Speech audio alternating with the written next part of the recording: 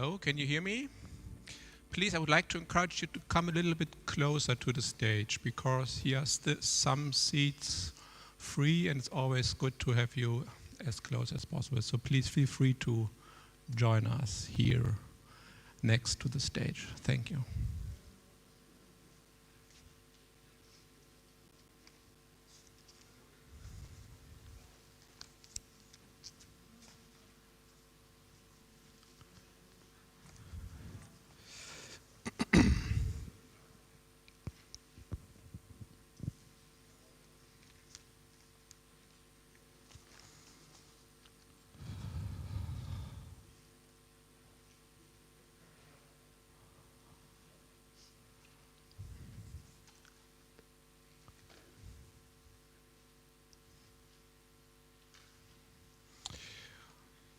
So it's 2:45.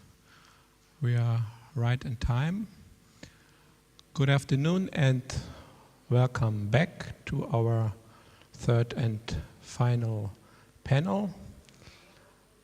I hope you all feel energized and not tired from the lunch. My name is Ralf Melz. I'm heading the FES regional office in Sarajevo, and it's my pleasure to be your moderator during this session. Climate action, socially just. That's the title of the panel, and also the title of the publication by the Friedrich-Ebert-Stiftung. And here I'm talking about the manual of arguments for a fair and ecological society. You maybe had the opportunity to have a look on that exhibition outside on the way to the tent and inside the tent that presents some of these arguments. We're now gonna have a look into the future. We want to discuss different approaches on how climate action and social progress can go hand in hand and how we can create progressive alliances for ambitious climate policies that are at the same time social policies in order to make just transition a reality.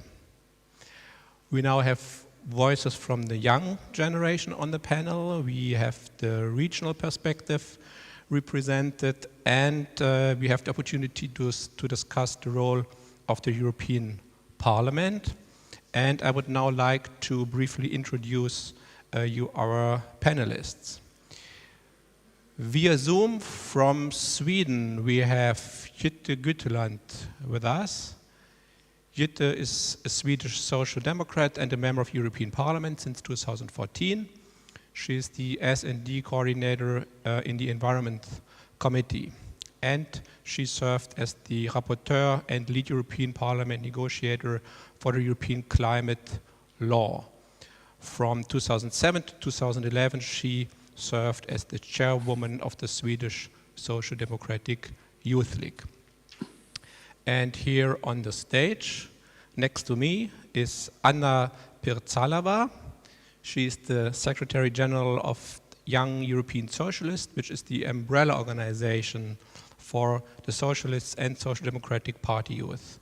She was also the Secretary General of the International Union of Socialist Youth, and in that capacity, a predecessor of Bruno.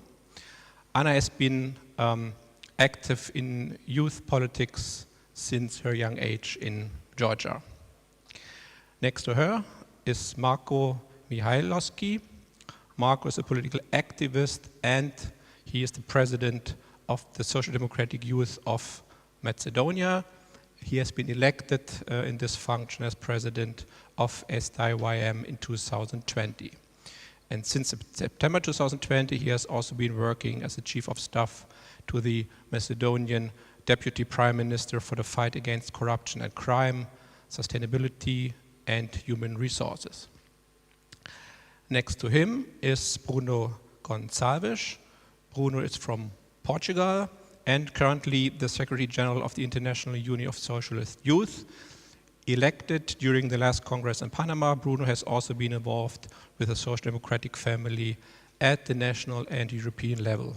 In Portugal, he has been one He has been also on the national board of the Socialist Youth since 2016, and he also was Portugal's Social Youth International Secretary from 2018 to 2020. And last but not least, we have Vladimir Georgievsky with us. Vladimir has been active in the field of youth work for more than 13 years. As a freelance trainer and project manager, he has also supported the creation and development of grassroots initiatives, youth groups, and organizations in different countries. He is the co-founder and president of the Association for Education and Sustainable Development and author of several publications for youth workers and vocational education. And from March 2018 until March 2021, Vladimir served as the youth representative of North Macedonia in the governing board of the Regional Youth Cooperation Office, and now he is RICO's head of the local branch here in Skopje. Thanks to all of you for being with us this afternoon. We will have a first round of short initial statements by our panelists of maximum 5 minutes, followed by a comment from Vladimir with the regional youth perspective. And after that, I think we have a good basis for discussion and Q&A. Yes, so we now go to Sweden for our first statement. Jytte, please, the floor is yours. Thank you, Ralph, and thank you for giving me the privilege to join this this panel. I'm very honored, and actually I would almost have done anything to be there with you today, but the schedule was quite impossible, and there was also a couple of kids that I could not leave alone in Brussels. So it was a bit difficult for me. So I'm very, very grateful that I can participate anyhow and listen to the others and join this important discussion. First of all, I would like to say that I believe the global heating is the challenge of our time, and the climate policy is the tool and the opportunity that we need to use. And as a social democrat, I believe this is the greatest task of our time, and we need to, in all policy legislation, incorporate the travel towards a climate neutral society. From the European Parliament's point of view, I would like to first give you a short overview of where we are and the current situation and how we discuss what's happening this year, and then look a little bit more to the future and what is happening in the legislation in the upcoming year, and also COP25. And then maybe my last words will be about how I believe this is the greatest task for us to join together politically and have the climate policy as the big purpose of our time. I start with today. I believe there is so many ways to enter this discussion. One is that we have a great task ahead of us, and it's overwhelming almost when you look at the scientific reports that we can take part of today.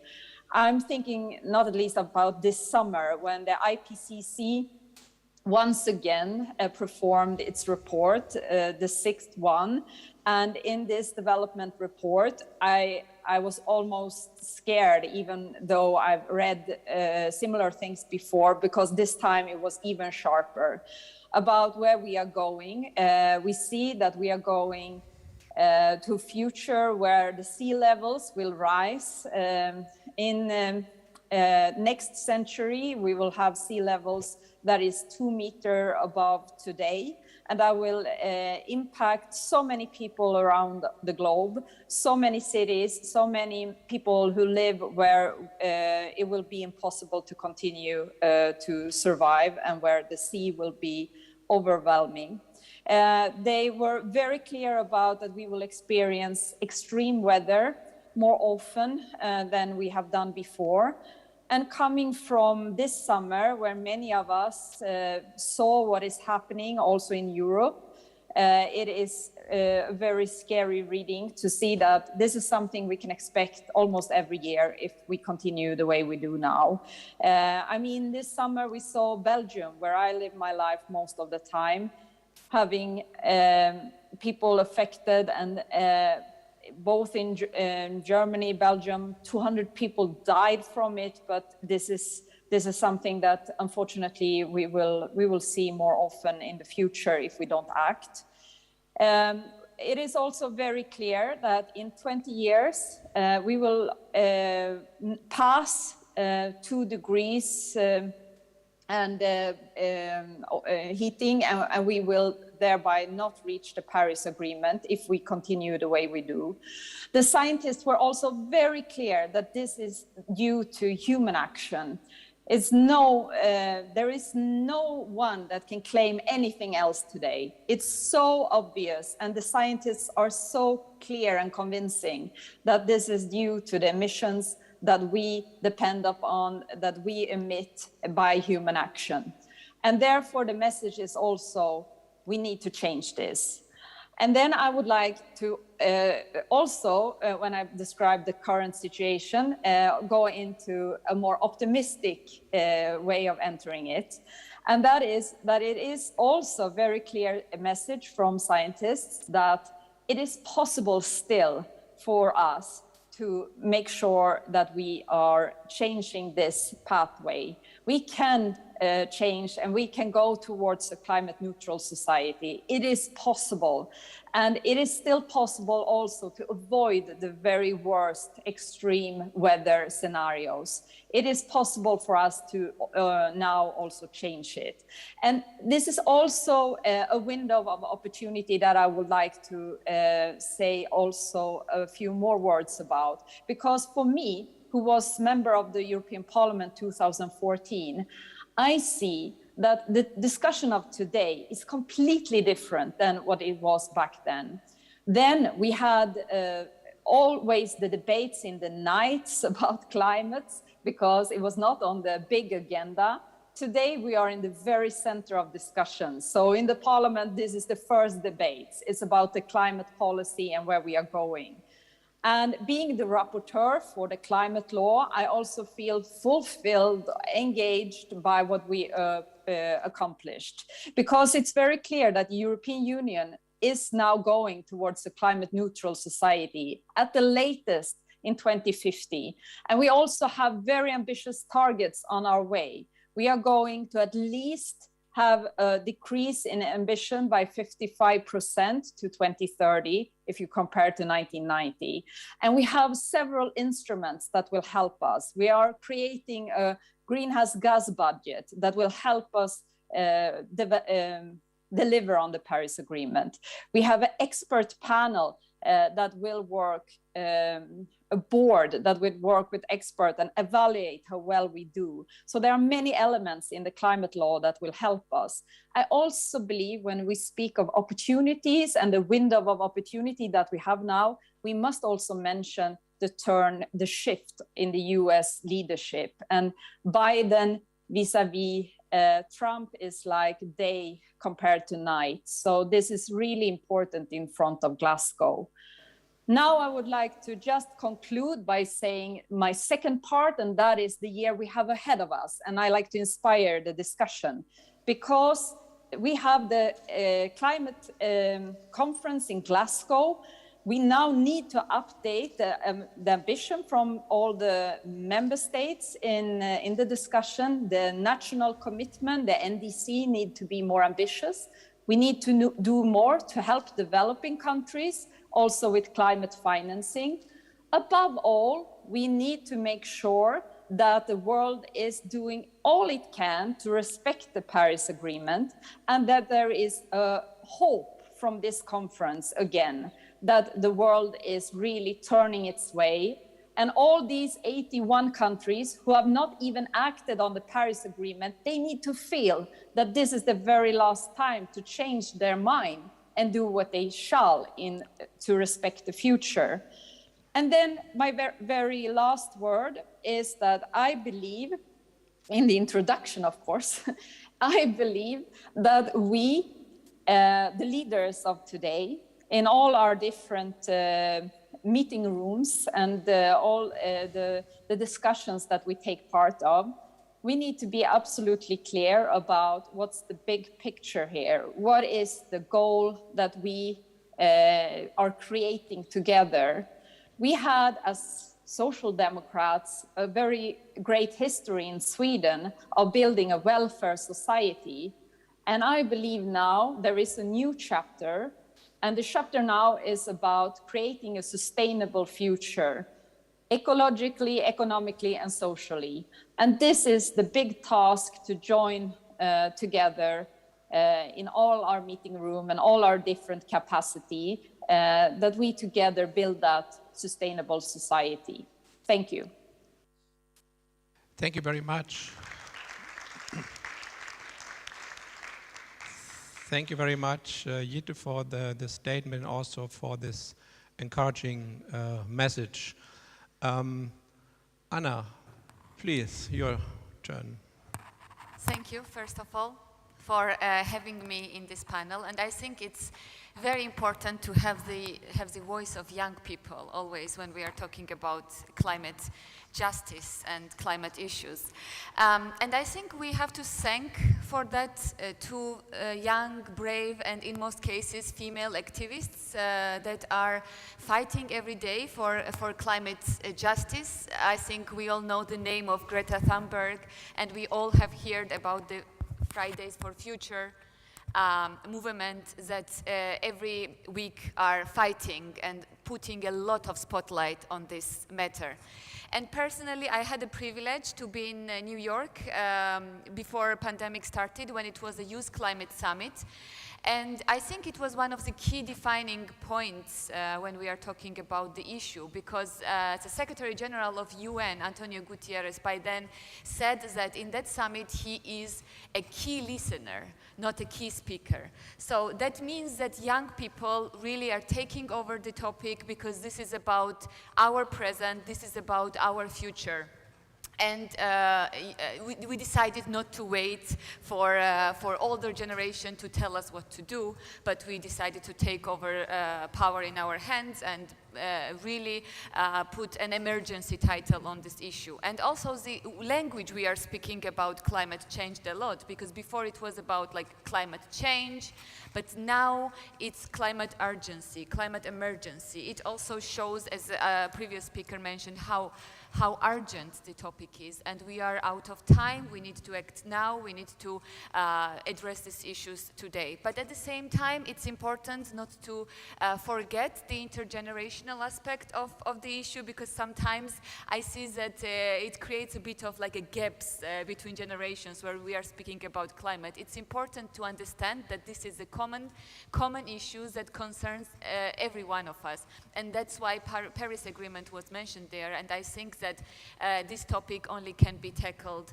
with a global approach and by the global uniting the global forces around the world.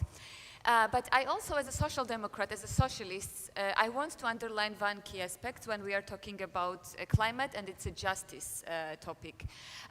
Because we know that so-called developing countries, they are not the ones responsible, and they are not the ones mostly causing the damage. This is mostly the big corporations and also developed countries. And therefore, when we are talking about assuming the responsibilities, we also should know who has more responsibilities and the less responsibilities. But at the same time, the people living in developing countries are the ones who will suffer most with the consequences. And then we have climate refugees from those countries. And I think that we, as a socialists, as the leftists and progressives, we should never forget that the burden and casualties should not be poor people or should not be the working class people. Here comes the aspect of the class.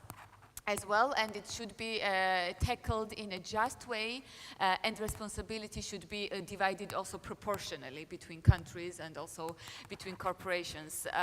And I want to refer to one very interesting documentary. I'm sure most of you maybe have seen it. It's called Seaspiracy. If you have not done so, I would advise to check it out and to see. And I think, of course, it has some aspects that maybe I would not agree on everything, but it underlines one very important issue. Who are responsible on the damage we are causing to our environment?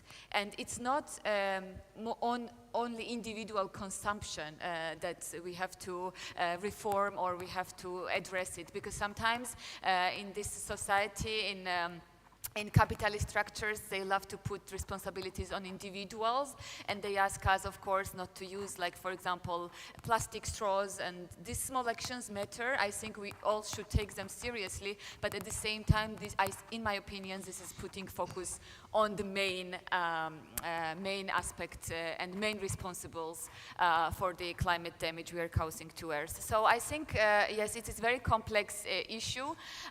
It's important we are talking about it. I'm very happy that this became one of the key priorities in our family agenda, and in every forum, every event we are organizing, we're always putting emphasis on the topic, and I also think that in upcoming future that will stay that way, and I also want to stay positive. We still can change it, and we still can fight for a better future.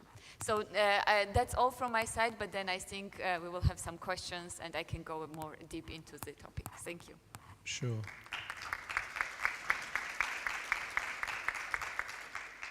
You will definitely have this opportunity later also during the discussion.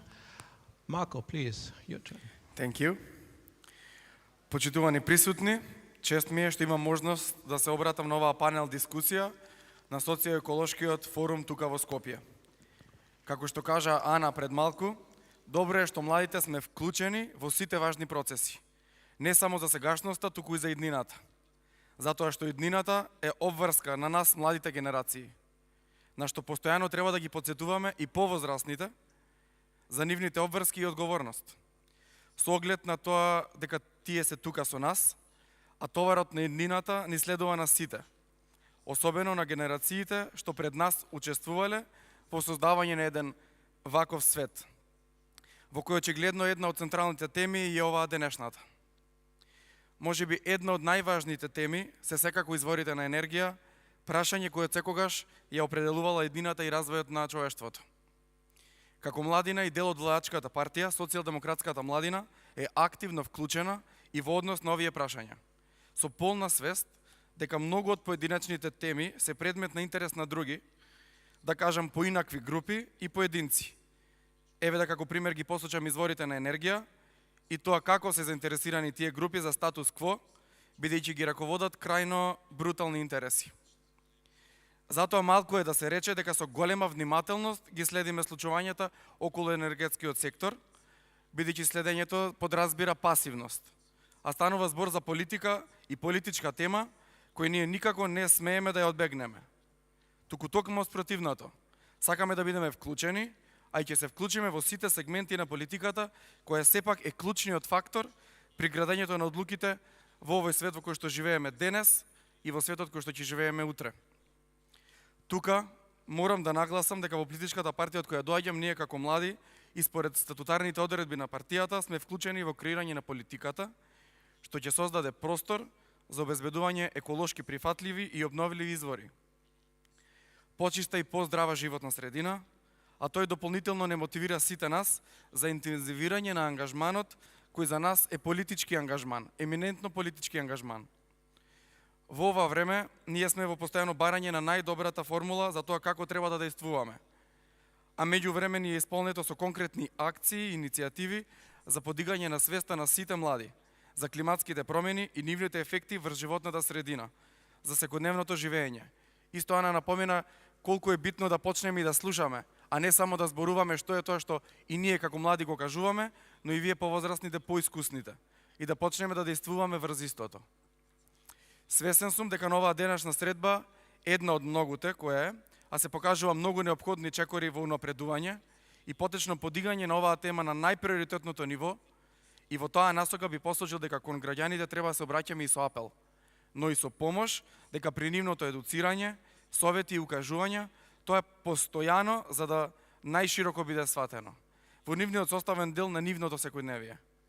Ние сите знаеме дека свеста и тоа како и каде се живее не секогаш е на ниво од кое што произлегле и би биле загрижени, но и не да завршува кај првиот континер за ѓубре.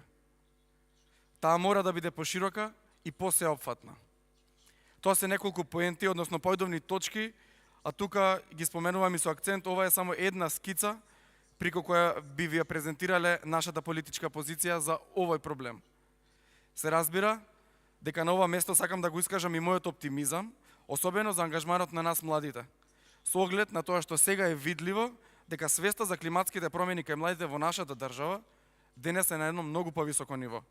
Споредно поготово со претходните години, и токму ние младите сме оние кои што се предводници за воспоставување на нови навики и полека, но сигурно го заменуваат она традиционалното однесување на граѓаните во Република Северна Македонија. Битката против сите овие појави и процеси, заради кои доаѓа до јасно катастрофални климатски промени, ќе ја добиеме само и само ако сите заедно действуваме. А таа битка почнува од секој еден од нас, од секој поединец, од секое домаќинство. Дали сакате макро, дали сакате микросредина. Зависи од сите нас. Како подмладок на најголемата политичка партија, ние од Социјалдемократската младина на Македонија ќе продолжиме со едукација на младите, но и се предлози за уште подобро да се искористат обновливите извори на енергија, кои во државата, како што напоменаа и премиерите на Република Северна Македонија и на Косово, во нашите држави и како ги имаме на располагање. Сакам уште еднаш да се заблагодарам на можноста и на поканата денес да се обратам на оваа панел дискусија, со уверување дека заклучоците што ќе произлезат од неа ќе бидат дополнителна вредност во процесот на креирање и реализација на нови одговорни политики, а на нас како Социјалдемократска младина на Македонија охрабрување во сите наши понатамошни ангажмани. Ви благодарам.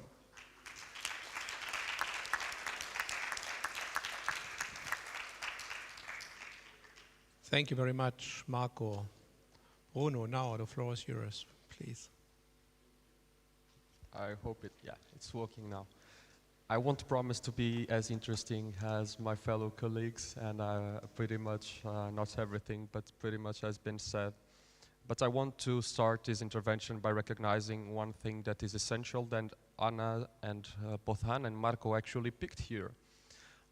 Last week, actually during this week, I was assisting to the UN General Assembly, and one of the 6 topics that the Secretary General chose to pick was once again the youth participation. And he chose to do it in another language that was not English, with a particular meaning. But he also chose to say one other thing.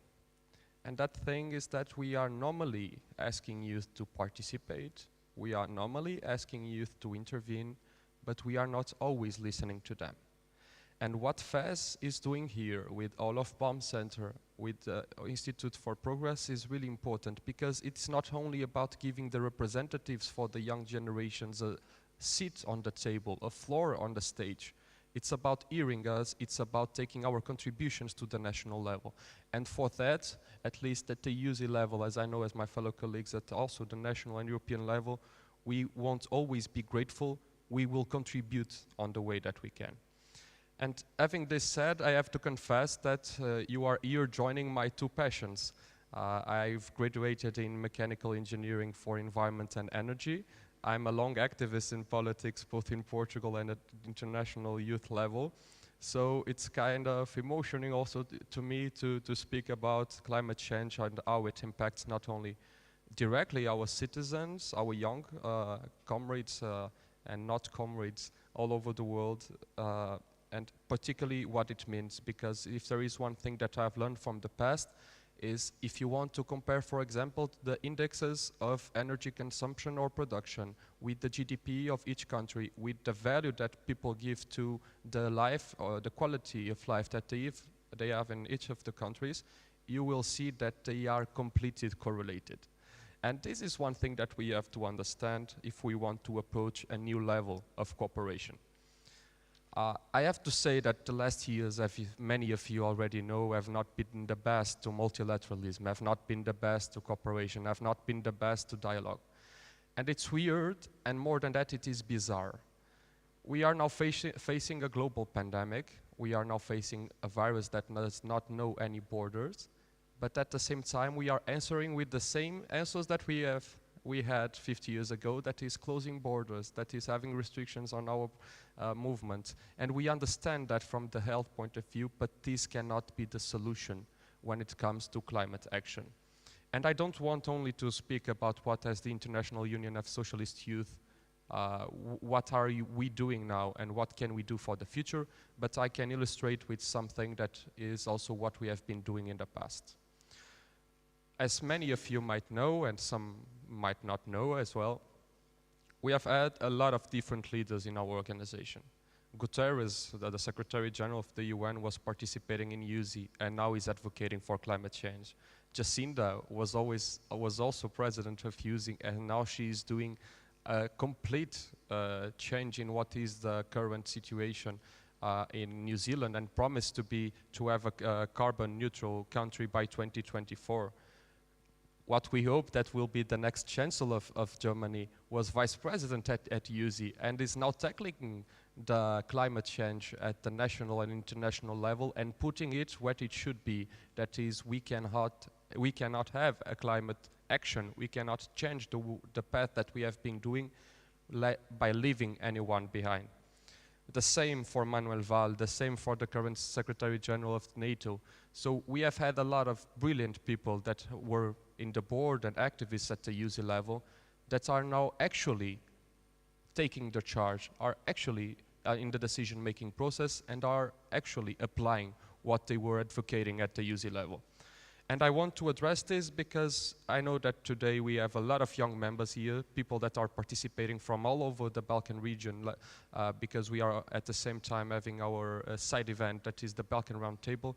And I want to tell you one thing, that these activists that are now speaking about climate change, I'm pretty sure that the change that they have already made in their NGOs, in the political level, they will keep making it at the national and international level when they come to the decision-making policy. And this is also where we can relate to the social aspect. It is not only that we cannot leave anyone behind when it comes to justice in the access to fair market, where, for example, we were speaking during this morning about the cost of the flights. Obviously, we cannot leave that the progress that we have been doing with globalization can only be for the richer ones. That is exactly the opposite of what we have been defending as social democratic family. But at the same time, we had to put the stress back where it belongs. And this is an intergeneration, obviously, speech and correlation. But we need to know that in this path, we cannot also leave anyone behind when it comes to youth participation. And speaking about, for example, climate refugees, we know we have been speaking, this is really amazing when it comes to history, because we have been speaking about the same challenges for the last 20 years, not only when it comes to war conflicts, but also these matters of climate change. And what we are seeing is that we have developed a lot of cooperation, we have developed a lot of different forums as these, at Scope, as the Sustainable Development Goals. But then when we reach to measuring those goals, we are saying the same thing every year, that we are not accomplishing enough, that we are not doing enough. And there is one thing that for me is quite sure, and USI will do its part. We have been advocating for carbon pricing, for the private sector involvement in these solutions. Obviously, as also spoken here, we have to be sure of one thing. We cannot be neither European, African, American, or Asian centralized when it comes to a global answer to climate change. And this is really easy to understand, because it is not the same to, first, there are very different concepts, but it is not the same to have a solar panel producing energy in Sweden as it is to produce solar energy in South Africa, for example. We have to be kind, we have to be aware that if we want to reach carbon neutrality, we have to have different solutions as well. And now to conclude, I just want to say one thing, that for me, worries. And it's something that also in Portugal has been quite said by our Minister for Environment.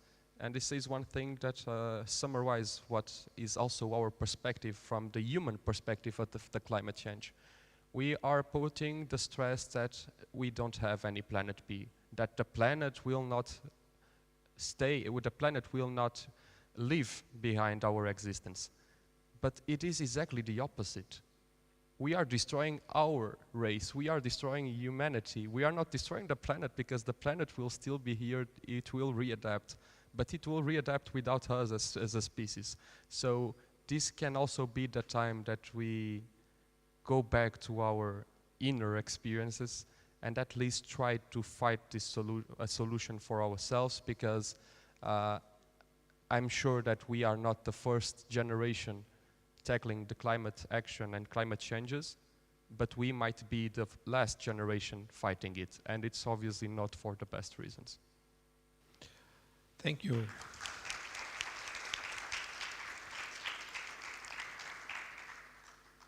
Vladimir, now the challenge is to please combine both, to react on what has been said so far from the panelists, but also to bring in your perspective as the representative of a regional institution in the Western Balkans. Thank you. I think it's not hard to summarize what has been said before, because we are all on the same page, at least here in this room. The outside is a bit different, I will tell you later, but here in this room we all agree that the climate change is happening and we really need to act as much as possible. To summarize, yes, we have big problems. Sea levels are rising, many cities will die according to the prediction, and we need to think more about creating sustainable future and to put young people on stage. We have this movement of Greta Thunberg that is happening everywhere, that shows how one young person can change things. But we should not, what Anna said, not think about individuals only, but to tackle the main responsible ones, and that are the corporations, institutions, and etc. What Marco said, to support and make and initiate the citizens to act. I liked some days ago what Marco mentioned, that they are not talking anymore about just the problems with the youth, but how to find solutions.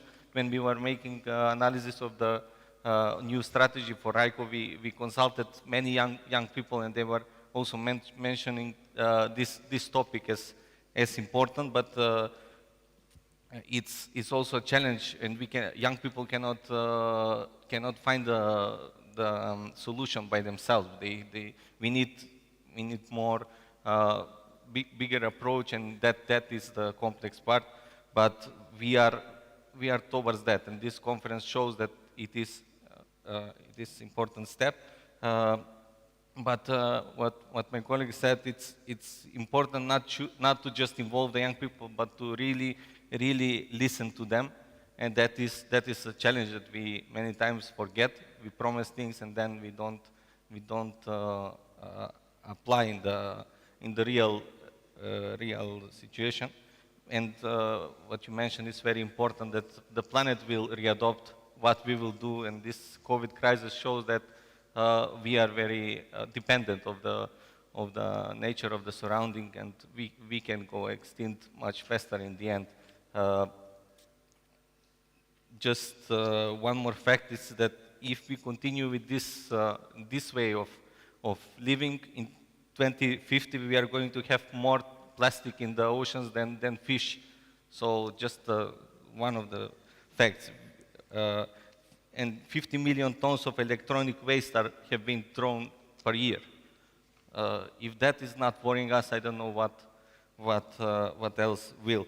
But according to the studies that we made, RICO made, young people are very lowly on only 1% in Albania and 5%, 6% in Montenegro are involved in topics connected to climate change and environment. That's a really low number. their interest is a bit bigger, but it's not high. It's maximum to 30% in Montenegro. 50% think that their participation will not make a difference. So even though if they are involved, they don't believe that their participation will change something. They believe that protecting the environment and tackling climate change is important. More than 50% thinks for that, and that shows us that we have a place where we can work with that.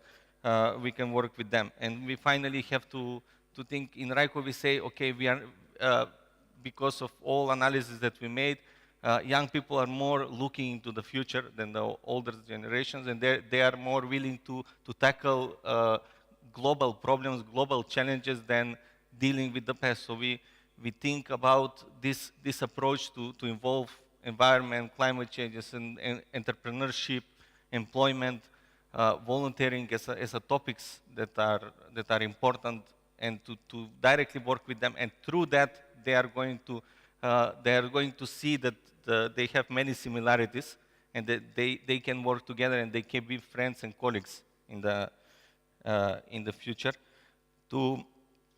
There are many needs that we need to tackle towards this. If we just think that to Tirana we have 6 hours of driving for 250 kilometers, while if we had railway, it would take us around 2.5 hours. That's really big difference. And if you think about regional connection, it cannot be done by proper infrastructure or bike lanes. Yes, it's center of Skopje. You can find some bike lanes, and maybe somewhere that some mayors are trying to do something, but this is not proper systematic way. We still have municipalities in Macedonia that are not having proper city plan.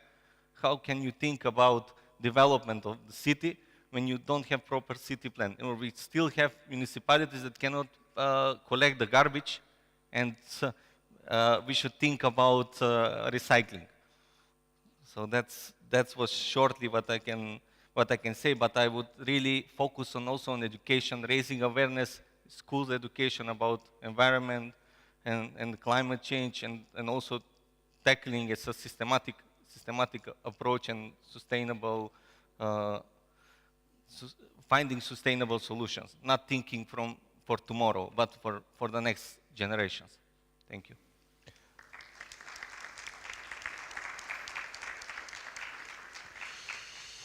Thank you very much, Vladimir. I would now like to involve again Jite via Zoom.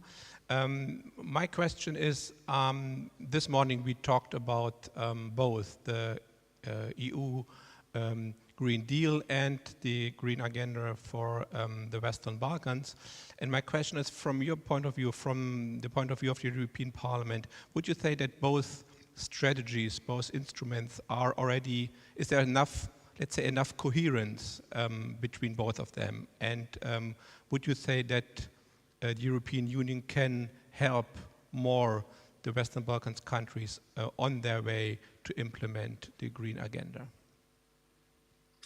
Of course, we need to help out, and this is also help to each other. So this is truly important that we incorporate that cooperation in the pathway for the future, and connect our green policies more together.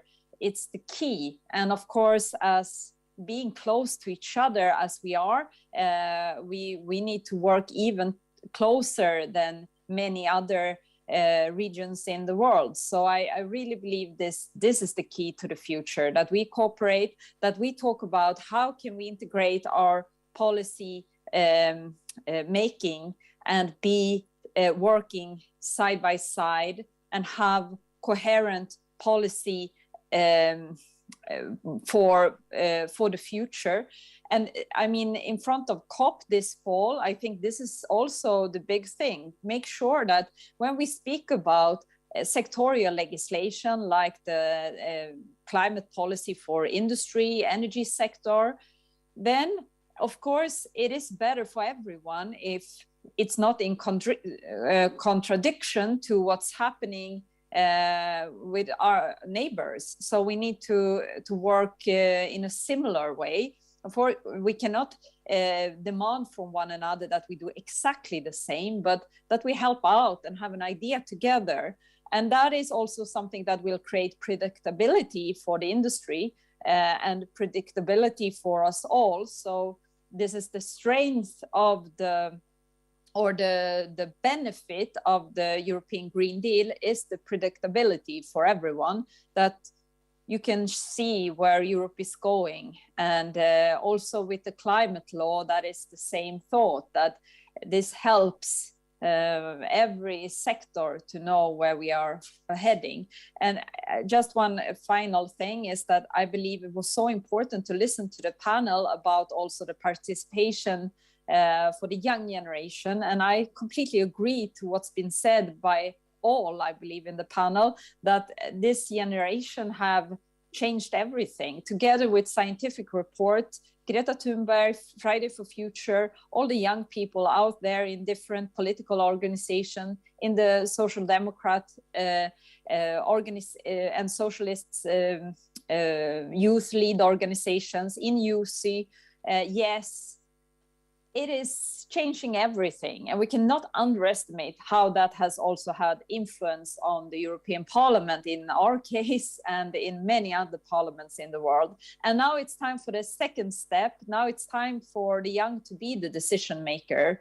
Go in yourself and be part of the political systems, because it cannot be about generation one is claiming on the street, change this, and then the old generation is in the parliament doing not good enough. It needs to be an integration there and an understanding between each other.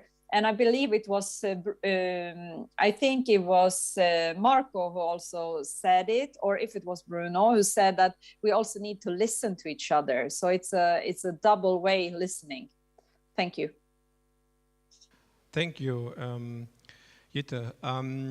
Vladimir, we all know that there are, let's say, a couple of obstacles inside the region when it comes to the implementation of just transition. The Friedrich-Ebert-Stiftung recently published a study on the political economy of energy transition, and there, again, we can see some of these obstacles, problems, among them, of course, political instability and also conflicts within the region. Would you say, from the RICO point of view, that actually just transition, in particular when we are talking about economically and socially just transition, is actually a chance to improve and to encourage more regional integration in the Western Balkans? Yes, definitely. And that topic for sure will be more interested, especially, as I already said, for the young people, to get together and to discuss about common challenges, but also the political leaders, because we saw today we had two prime ministers who are on the same page and are discussing how to connect the Balkans. And I think also this open Balkan is a good message for connection and thinking about common solution. So I really do believe that finally we have to discuss about modern contemporary topics that we are all affected by. So yes, I totally agree. Mm-hmm. Here's a question from the Zoom. It's directed also to you, Vladimir, but I would also include Anna and ask her also for a question, because you mentioned Greta Thunberg in your initial statement and this dynamic created by the Fridays for Future movement. So the question is that the countries in the region have been hit hard by the effects of climate change, but the initiatives like Fridays for Future didn't move young people in this region as it was the case in Western Europe countries. Why is this the case? What do you think? Is this also your impression that this dynamic has not yet been picked up so much here by the young generation in the region? Maybe Anna, would you like to start? Very interesting question. I also thought about it, and this is just my reflection on it. Maybe the question was like whether this privileged young people living in the developed countries see it as more concern. And yes, to be honest, I agree with the question. If we look at the media, like where are the strongest this Friday for Future, it's mostly Western European countries and less in other parts of the world. While, as I mentioned, the effect, the biggest, would go to the other countries outside of Europe. I think that it also concerns the ways of organizing protest or organizing in the party structures. For example, in Europe, in Western part of the world, it's different. It's more ideological. There is a more culture of organizing around one topic or creating a big movement. Maybe one of the answers can be that. Another answer, maybe we, as well as different parties, different ideological parties, we also do not find in our structures the ways of responding to the needs of young people. Because I think that young people everywhere are very angry and they are very enthusiastic and motivated to raise these issues, but at the same time they cannot really find themselves in any organization or in any party because they do not identify with them. And I think we as well need to be self-critical when it comes to us as well as a political family, that sometimes we also internally in our party structures, in our party organizations are not giving that much space or points that they can identify with. But it's a very interesting question, and I think that maybe other panelists have reflections because I'm also interested to hear. Yeah, please, Vladimir.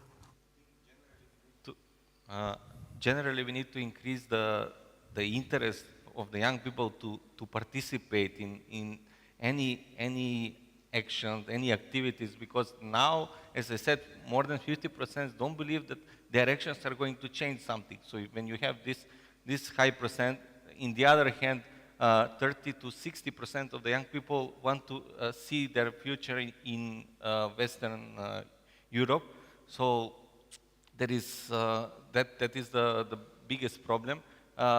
Mechanisms are still weak for participation. We have in Macedonia and in most of the Western Balkan countries now new law for youth participation, which are really good step towards increasing the participation of the young people. But we need to see implementation of these laws on the local field, especially in rural areas and areas where young people are not that much engaged and active. Also, the media plays big part. Young people are not that much shown in the media, and youth topics are not high on the agenda for the media, unfortunately. Mm-hmm. All right, before I open the discussion for your questions and statements, I have one more question to, maybe Marco and Bruno, but also actually to all of you. And this goes back to what Prime Minister Kurti said this morning. He mentioned that hydro plants didn't prove to be ecological acceptable. And we all know that in particular the hydro plants are cases for, or examples for huge environment activism among the population in the region.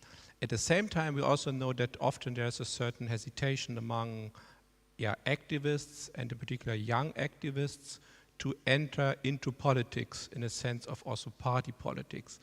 Do you see yourself as a young party politics activist also in a kind of, to have the task to bridge this, to encourage your fellow young activists not to hesitate so much and to jump in and also being active in political parties? What would you say?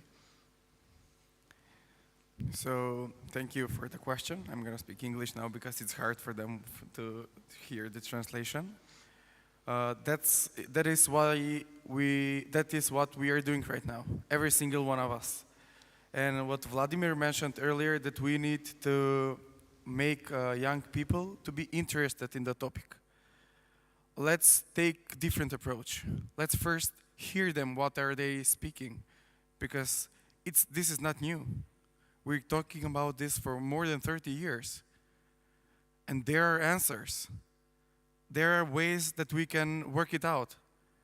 There are a million ways, and that's why UC exists. That's why YES exists. The motto of UC is all over the world to change it.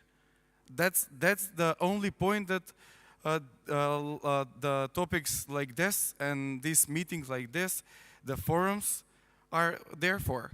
But first, let's listen for the youth, and we're gonna start from there, because we need to start acting. Like you said, yes, we need to encourage the youth, but we need to make positive examples of what we did for that youth.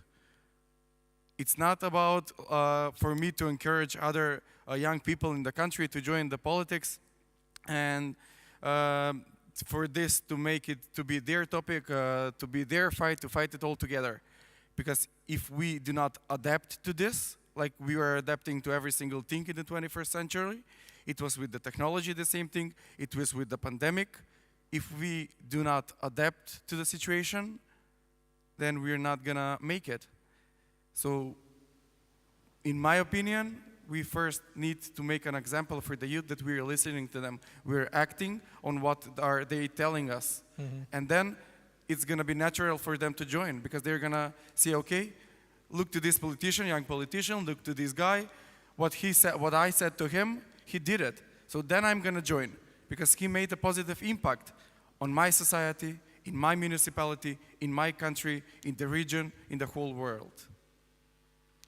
Thank you. Would you like to add something? Yeah, I pretty much agree with what Marco said, and I don't want to repeat one of mottos of Olaf Scholz's campaign, but there is one thing that we have to do. We have to deliver. It's useless to keep continuing these debates if then there is no action. And I think that the young people and young generations actually understood this some years ago, because in this selfish way that our communities normally behave, we have to understand that it is our future that is at stake. So I think that in associations, in different NGOs, a lot of common people understood they had common interests, and then they stepped to the thing that was missing, that is common action. It is not enough to say that everything is wrong. It is not enough to have this kind of reflections. It is important to do. And regarding that could be a thematic for an old panel, that is, why is the youth disconnected from the parties? I won't take a lot of examples. In USI we have 163 organizations from more than 110 countries, so they are not all the same. There is no simple answer for a complex question. But I will take a small example, the United Nations. The United Nations are supposed to represent us, not only the youth, everyone in the world. They are supposed to keep us together. And a lot of work has been done. But how do we want that young people from the 21st century involved with politics when the rules are from the 20th century? Everything has changed. And we come, for example, we are always asking if, for example, when it comes to digital participation, when it comes to climate action, if this is an opportunity. Of course it is an opportunity. And we have the example of COVID. We saw that in a lot of parties in different and more developed and less developed countries in the world, COVID was an opportunity to reach out to new generations, because these parties, it was mandatory for them that they had to digitalize also their way of communicating. They were stuck. So I would say that it was, for example, in that sense, a small step for us as men and a big step for these old parties that we have. And this is what we have to understand. The first is that we have to deliver. The second is that it does not matter to have great solutions, as Curti was saying today, Prime Minister Curti was saying today. We cannot have climate action without democracy, neither democracy without climate action, because they are interdependent. And I think that over the past, it was happening the same with the LGBTI agenda, it was happening the same with the feminist agenda. We had a lot of young people that are represented by people that don't feel the same pain that young people are feeling, And I think that we have been taking this chance to prove ourselves, even outside of the parties, but now it is the time that we get them back to where the decision-making process is, and that's obviously our families for first, but then generally the parties that are the focus and the art of representative democracy. Thank you, Bruno. Jutta raised her hand for a statement. Yes, no, I get some echo, so sorry for that. But I wanted to say on the digitalization, and I think what Bruno said about this is it's a small step for humanity and a big step for the representativity in the parties. And I would say, yes, in the best of world, that is what it should be. Maybe we're not completely there, but it should be a huge opportunity for the parties to be more modern and include the young generation. And I must say that for many years in politics, at least I, and I believe all of you, have been asked the question, where are we going? Where is the political system going? Where is the democracy going? Where is your political family going? What's the big vision? And it has been like, it's a discussion where we are constantly old models are there, but there is no new project. And now I believe it is so obvious that the project is here. We have the vision in front of us now. We have a purpose. And as a political family, and I believe Anna was the one who said it, we have in front of us the biggest task since 100 years back. So now we have, as a political family, again, the big task ahead of us. It's not behind us. It's about creating a sustainable future and make sure that this transition is done in an equal way. And I believe also that we are the ones to do it. It's not the Liberal Party family. It's not the Green Party family. They will always come with the individual questions. Like also Anna said about the individual tasks sorry, someone is knocking on the door and I believe it's locked, so maybe I have to open it soon if you hear the knocking. But we know that it's about creating a society as a whole, and therefore we are the big leaders in this transition. And I think we need to include the young people, and that's what's been said, and it's not like being a brain scientist to say it, but the young generation have been knocking on the door. It has not been open. The old system has felt very, very, very old and not doing its task. So I completely understand it. But what we need to do now is to also explain, and there the dialogue is so important that I believe Marco told us about. It is not only about saying that it should be something where you can do it outside the political system. Because if you do that, we will not be able to have a democratic future together. So we need to explain this needs to be hand in hand. We need to listen to each other. And the representative democracy is actually the best tool we got, even if it's not perfect. So this is about listening to each other. Yes, listen to the demands of the young people, but the young also needs to see that there is no better way than the representative democracy. Sorry for being long.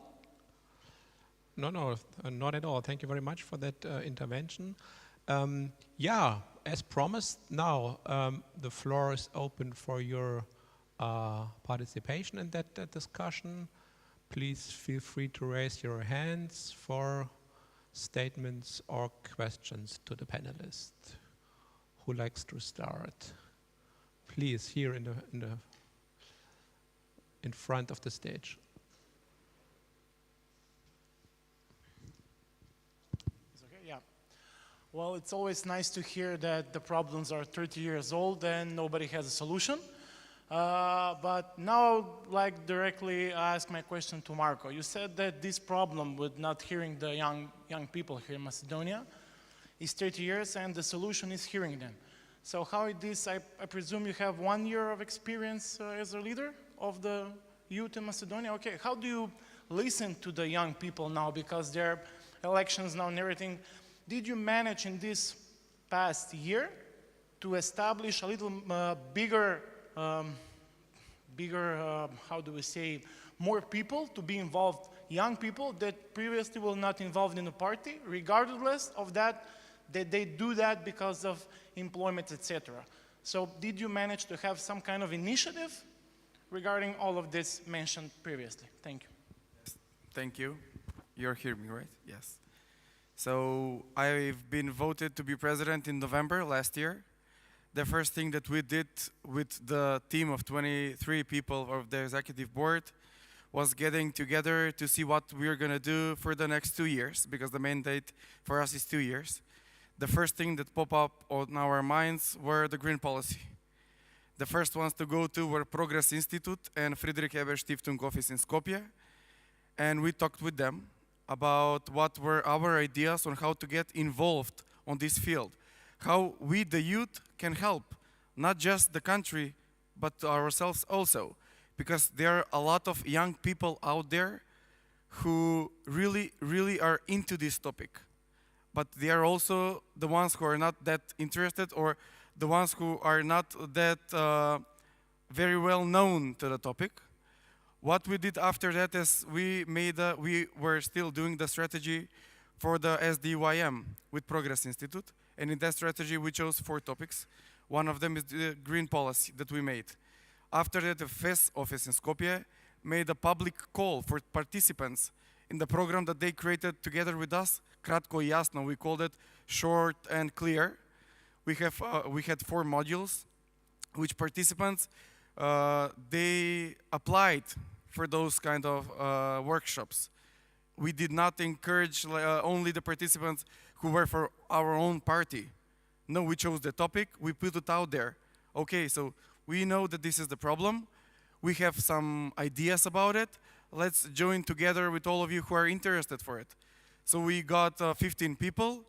We worked with them for 3 to 4 days, and we get a lot of ideas out from it, a lot of answer up for it. That's what I mentioned earlier. It's not just to be there. It's not just enough for us to sign a resolution. It's not enough just to make conclusions.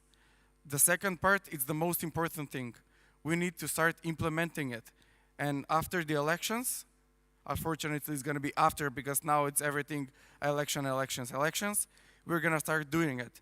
Because also we have 69 candidates for mayors in the cities in this country, and we have 81 lists for candidates for local advisors. A lot of them, more than 400 of the candidates of the list of the Social Democratic Union of Macedonia are young people. Young people 29 years old. If half of them, or 1/3 of those people, are voted to be advisors, that's the change. They're going to start implementing it every single day. The programs which we are creating right now, when we're going to publish it on Monday, because the Monday is the first day of the campaign, it has its own part of our impact, our input, because we work closely.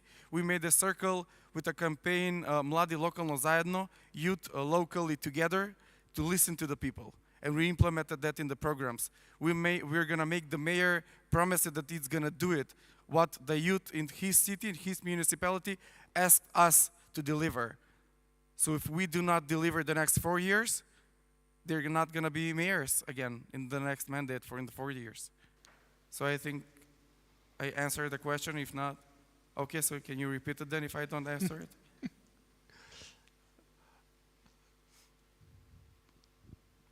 Please, your follow-up.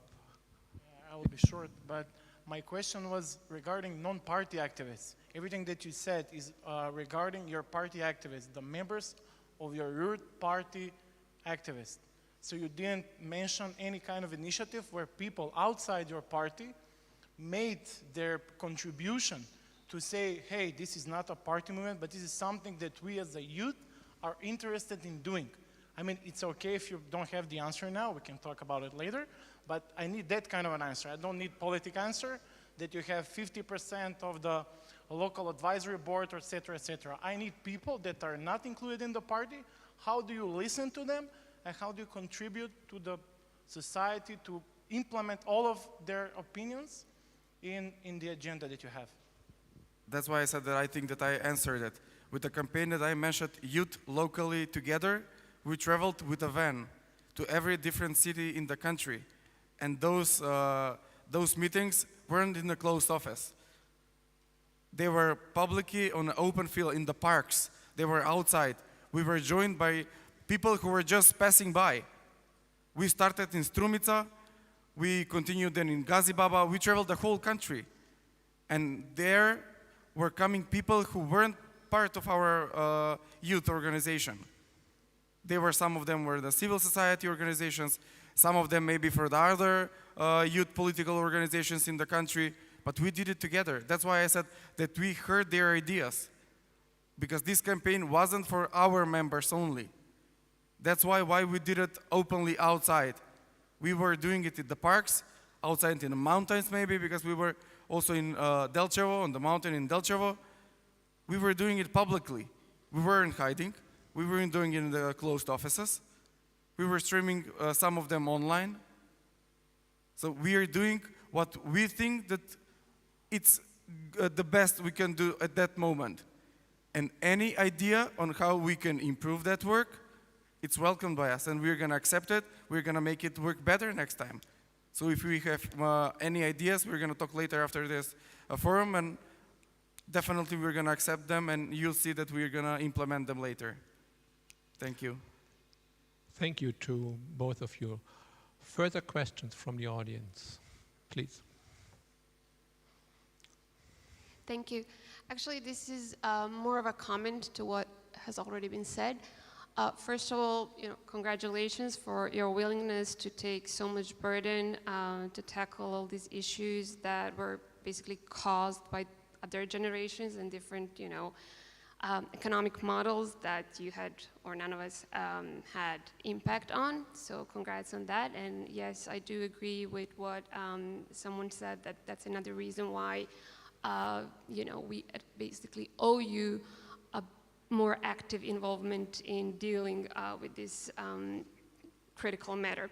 My second comment is on the fact that climate change is basically a social issue, and as such, and in relation to the title of this panel, probably it's more like a reflection on the fact that climate change will impact or deepen the existing inequalities even more if we don't act on it now. We talked a lot about the future and the role of the youth, but I really think this social issue should be underlined again, even though we might assume it or it's too obvious. Thank you.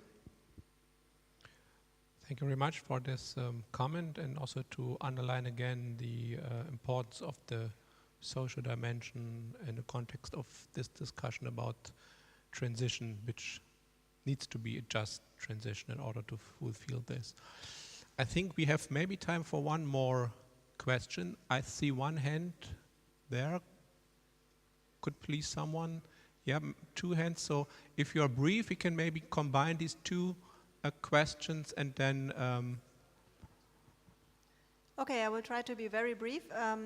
Thanks, Anna, especially for mentioning that doing away with plastic straws on an individual basis won't be enough. So I want to ask you, but maybe also the other panelists, about the role of the state, our social democratic understanding of the role of the state. We all want the state to be an investor in green technologies for sure, but what about taxation? And what about also setting rules and regulations and maybe even prohibiting some behavior? What is your understanding of the role of the state from a social democratic perspective in this regard? Thank you. And we take the second and last question at the same time, please.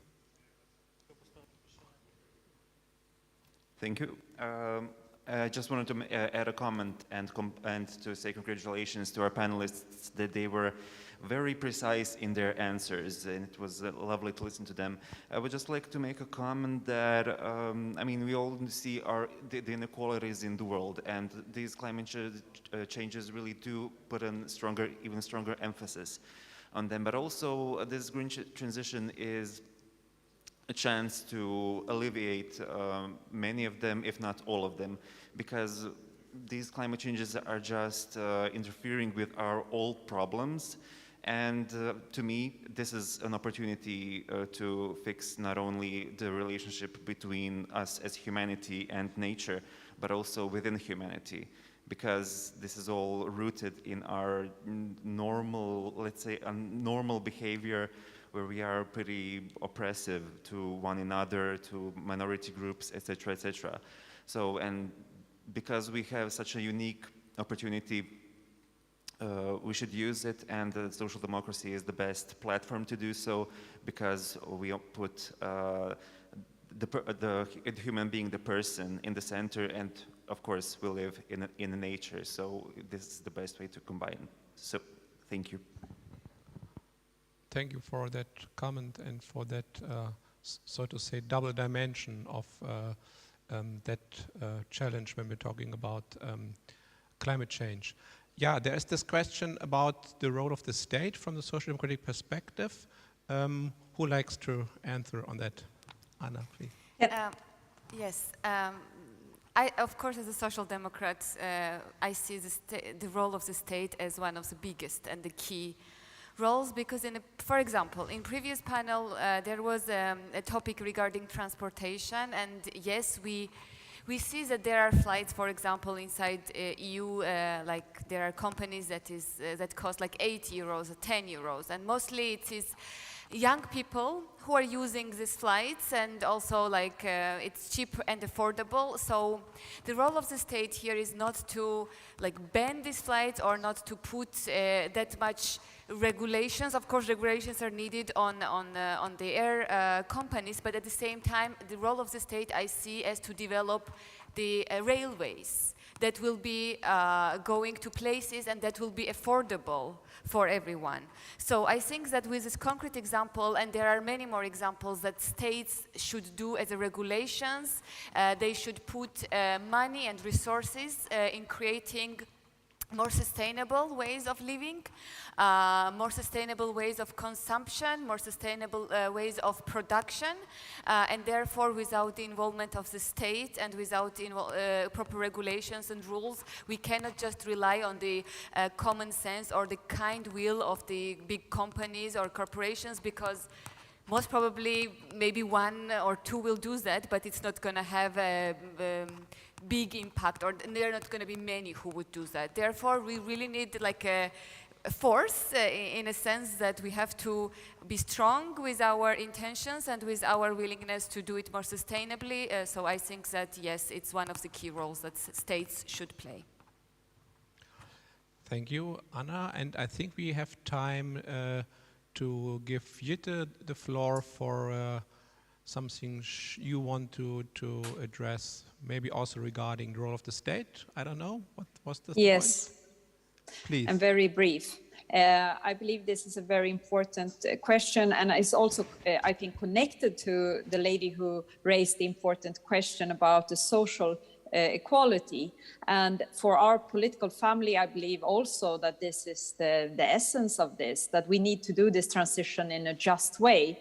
And the state is a tool for us. It's not the only tool, but it is a really important driver in this transition. And of course, it's both about creating the platforms for the private companies, for NGOs, for the society, for the local municipality, for the authorities to come together. But it's also a role of legislate, sometimes prohibit the negative things, like being firm on where the money should go. And this is both about stop the subsidies of the fossil fuels and make the coal stay in the ground. But it's also about making sure that we have finance for this transition. But there, my word is that the state will not pay the most. We need to be clear about that. We need to make ways to make the private companies pay for this too. It cannot be that the state should pay it all. As socialists and social democrats, this is really important message, that this transition is also to pay by the big polluters and the one who have the money to do it.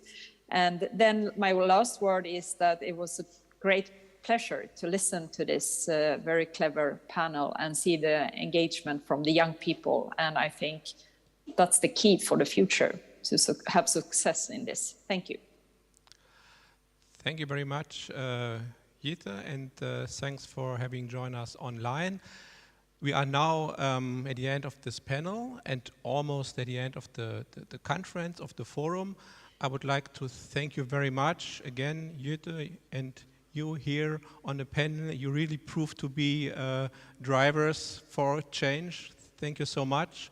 And I think the message that we can take with us at home is that we really should work together, we should reach out, let's create alliances among other progressive actors like trade unions, like activists, and work together for a just and inclusive transition.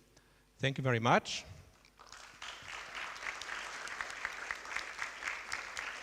And with this, I have the pleasure to hand over to my colleague René for the session of the closing remarks and the conclusions. Thank you very much.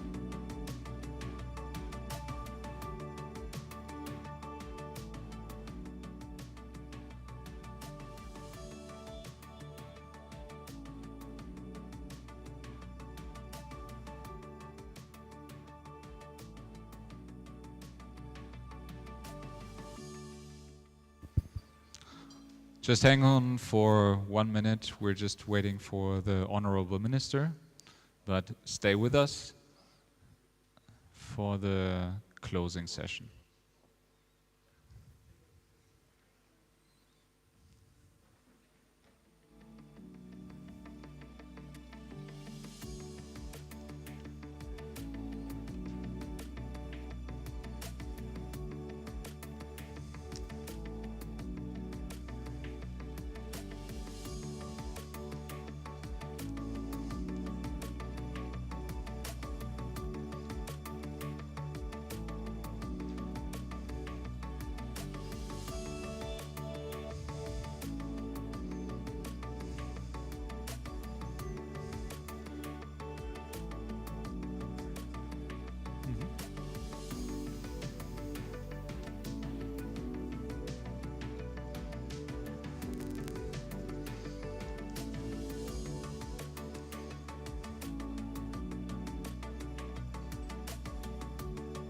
All good?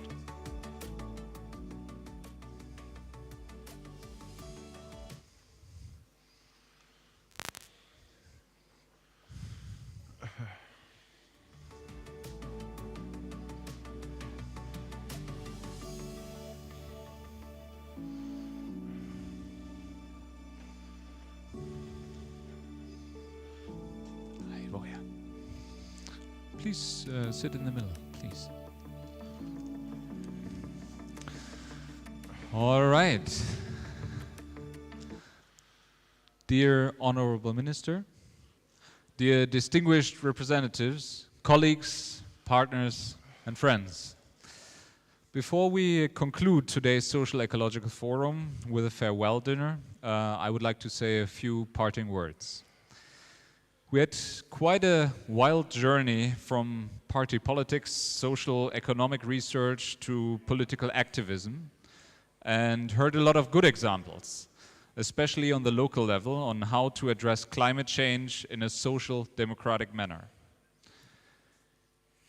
I think especially in the last session we saw how the problem of collective action and how to make it possible to bring together people to see there is a common cause and work together is represented on every level, from the local level to the national level, regional level, and even international level.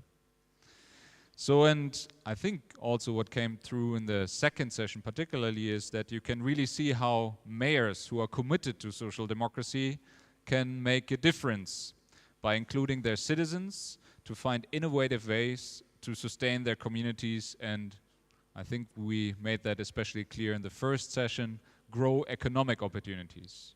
Because social democracy is really in the center point where it puts the citizens right in front and center. This forum can, of course, just serve as an accelerator.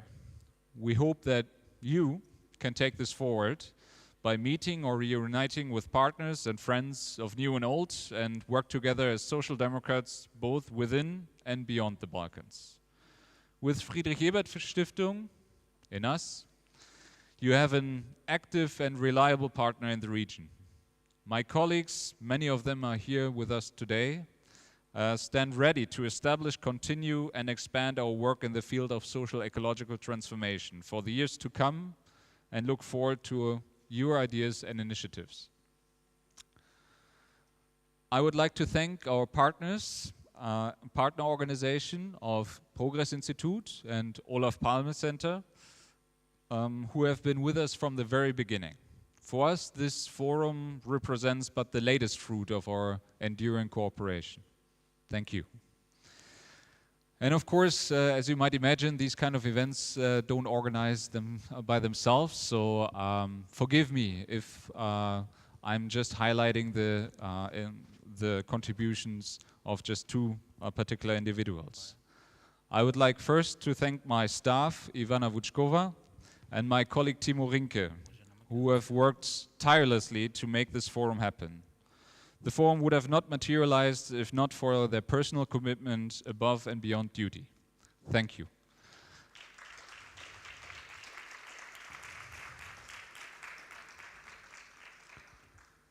And with that, I would like to close.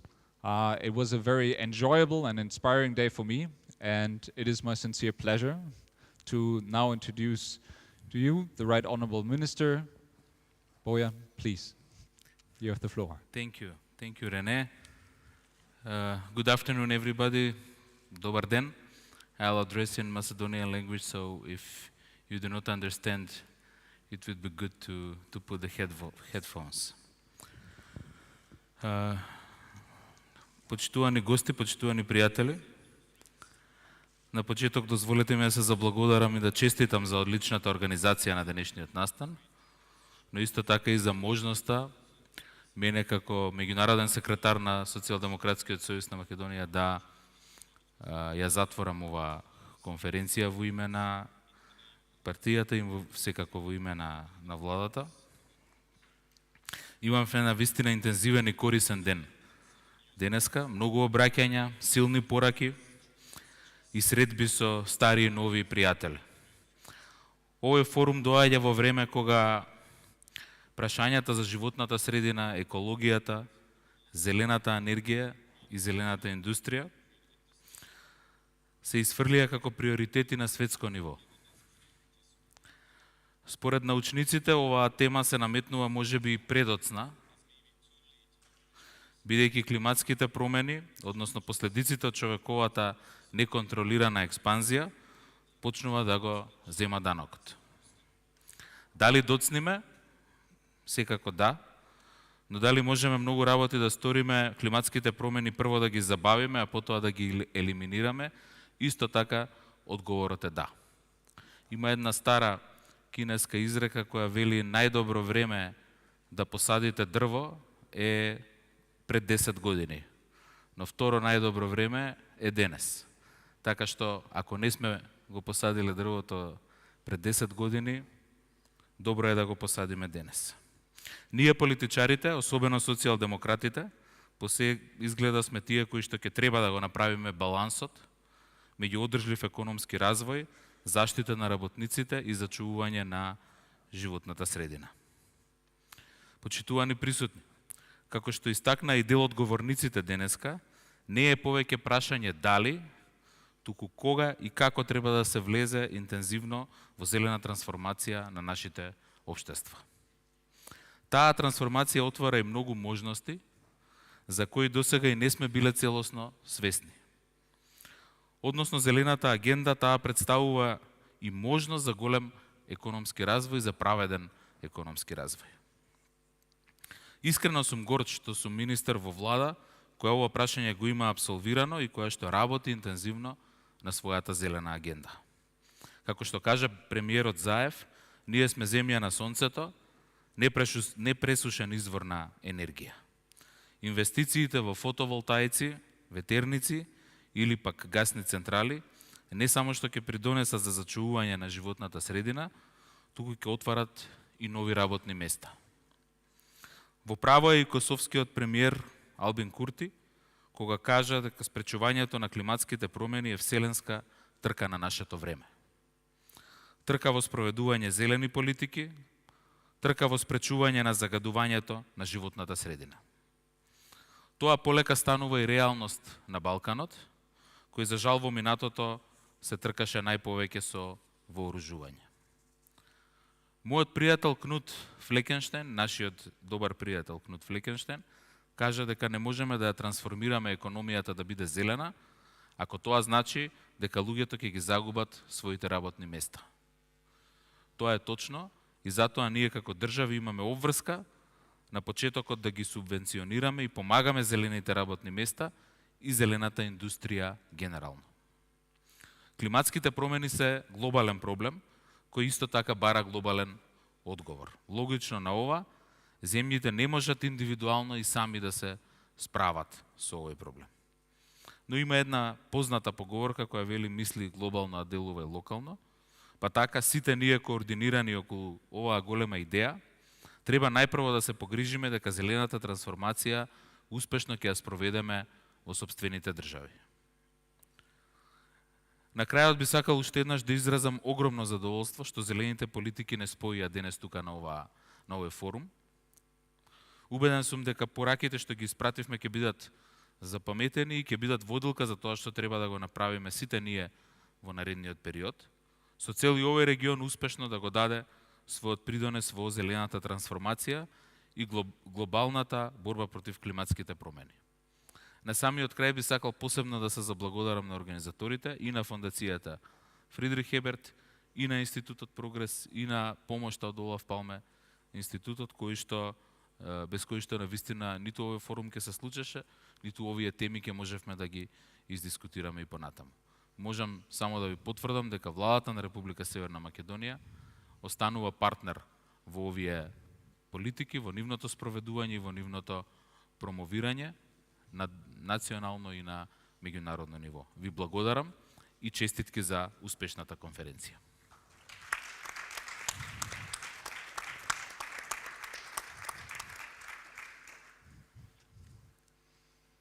Dear colleagues, dear friends, dear comrades, I'll switch to Macedonian now, so put your earphones back on.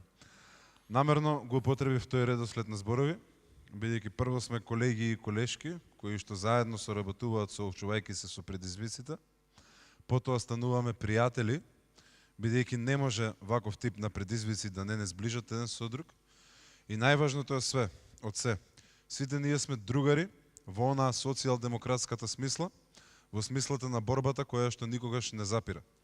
Борбата не запира од едноставна причина што предизвиците никогаш не запираат. Ако во минатото предизвиците биле од поинаква природа, ако природата била пред се за обезбедување на минималните стандарди за работникот, работничката и нивниот достоинствен живот, предизвиците во современата ера се исто така современи и бараат уште посовремена и уште позаедничка акција во справувањето со нив. Јас нема да, знам дека сме многу заморени сите и нема да внесувам повеќе политички пораки.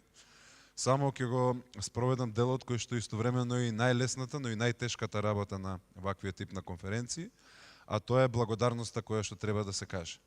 Најлесна, бидејќи представува огромно задоволство, а најтешка, бидејќи оваков настан бара соработка од голем број на луѓе и организации и за жал многу е лесно да се пропушти некој, па поради тоа ќе ги замолам тие што евентуално ќе ги пропуштам да не ми се лутат. Прво, сакам да се заблагодарам на нашиот домакин, премиерот Зоран Заев и на премиерот Албин Курти, кои што одвоја време од своите зафатени агенди за да покажат колку високо на нашите агенди се наоѓа прашањето за климатските промени и прашањето за социо-еколошката трансформација при справувањето со климатските промени. Понатаму, би сакал да им се заблагодарам на пратениците од Европарламентот, пратениците од парламентите на нашите партнерски држави кои што заедно со нас ја делат оваа битка и исто на нив да им се благодарам што одвојат дел од нивните презафатени агенди. Потоа на нашите сестрински партии од регионот и од Европа кои што најдоа сили и одвоја време да покажат колку високо на сите наши агенди треба да бидат поставени овие прашања. Невладените организации, градоначалниците и градоначалничките кои што ја понудија локалната перспектива. Меѓународната унија на социјалистичката младина, младите европски социјалисти, но и социјалдемократската младина на Македонија, кои што покажаа дека зелената агенда и климатските промени се навистина приоритет на младата генерација во денешното доба, а искусните политичари тоа мора да го земат во предвид пред се од идеолошки, но и после се од практични причини. Бидејќи ниту еден политичар не може да се надева дека ќе напредува во својата кариера без обезбедување на гласот на младите, а младите покажуваат дека нивниот глас се обезбедува со почитување на вредностите кои што не обединуваат сите. Би сакал да им се заблагодарам на модераторите и модераторките на денешните панели, кои што навистина професионално си ја завршија работата. Би сакал да се заблагодарам на агенцијата Blink, без чија што професионалност ништо ова немаше да биде возможно, на сигурен су веќе изморените преведувачи, кои што беа тука за нас, и на прекрасните организатори од Александар Палас. И на крајот, а за ова ќе побарам и аплауз, пред да стигнеме до аплаусот, би сакал да ги поздравам организациите, нашите партнери од Фридрих Еберт Штифтунг, нашите партнери од Олаф Палме меѓународниот центар и бордот на Прогрес институтот за социјална демократија. Но, за ова ќе побарам аплауз. Најголема заслуга за денешниот настан имаат луѓето кои што можеби не ги видовте на сцената, но без чија што многу напорна работа ништо од ова немаше да биде возможно. Станува збор за персоналот, за екипата на Фондацијата Фридрих Еберт, на Меѓународниот центар Олаф Палме и на Прогрес институтот за социјална демократија, кои што навистина последниот месец, можеби неуморно и без пиење работеа, за да овозможат сето ова да се случи и да помине така убаво како што помина денеска. Ви благодарам за вашето време и се гледаме во следните битки, бидејќи битката за зелената иднина нема да заврши скоро. Фала ви.